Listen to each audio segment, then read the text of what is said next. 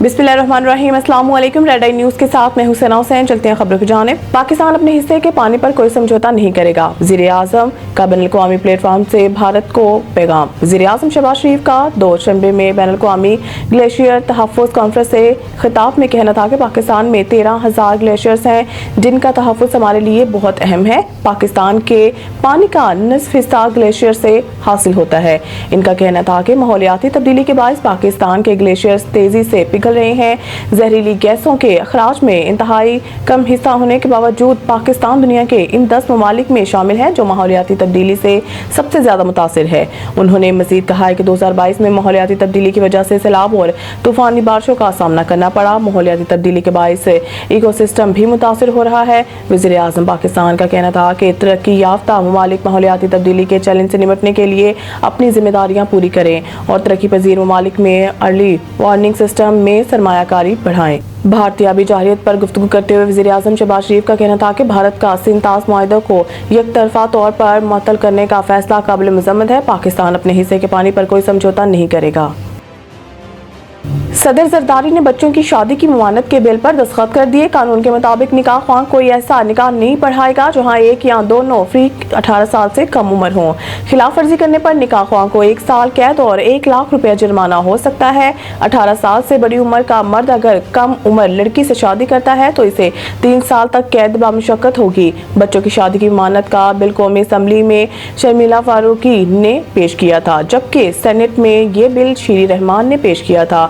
कानून में कहा गया है कि अदालत को इल्म हो कि कम उम्र बच्चों की शादी की जा रही है तो वो ऐसी शादी को रोकने के लिए हुक्म जारी करेगी। अदालत को इत्तला देने वाला फरीक अपनी शिनाख्त छुपाना चाहे तो अदालत इसे तहफ़्फ़ुज़ देगी।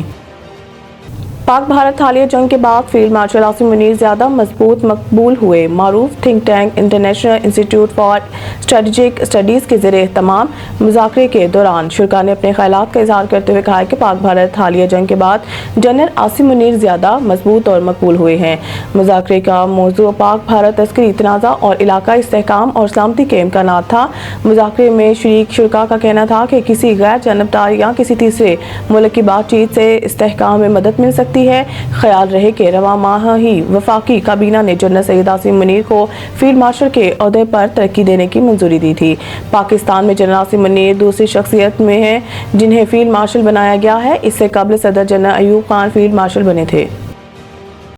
इसराइल ने गजा जंग बंदी मंसूबे पर दस्तखत कर दिए हैं। अमेरिका गैर मुल्की खबर एजेंसी रॉयटर्स की रिपोर्ट के मुताबिक व्हाइट हाउस के तर्जुमान कैरोलिन लेविट ने सहाफ़ियों को बताया है कि इसराइल ने अमेरिका के मंसूबे पर दस्तखत कर दिए हैं। कैरोलिन लेविट ने मुआहदे के तफसीलात से आगाह नहीं किया लेकिन न्यूयॉर्क टाइम्स ने मंसूबे से आगाह इसराइली अहदेदार के हवाले से बताया कि इब्तदाई मरहले में 60 रोज़ के लिए जंग बंदी होगी और अक़वाम मुत्तहिदा के जरिए इंसानी बुनियाद पर इमदाद पहुँचाई जाएगी। हमास के अहदेदार ने बताया है कि अमरीकी नुमाइंदे स्टीव विटकोफ की तजावीज़ का बारीकबीनी और जिम्मेदारी से जायजा लिया जा रहा है ताकि अपने अवाम के मुफादात हासिल हों और इसराइली जाहिरियत का खात्मा यकीनी बनाया जाए। इसराइली मीडिया ने रिपोर्ट किया था कि वज़ीर-ए-आज़म बेंजामिन नेतन्याहू ने गजा में ज़ेर हिरासत अफराद के खानदानों को बताया था कि इसराइल ने अमरीकी सदर डोनाल्ड ट्रंप के मशरिक़ वस्ता के लिए नुमाइंदे स्टीव विटकोफ का पेश करदा मंसूबा तस्लीम कर लिया।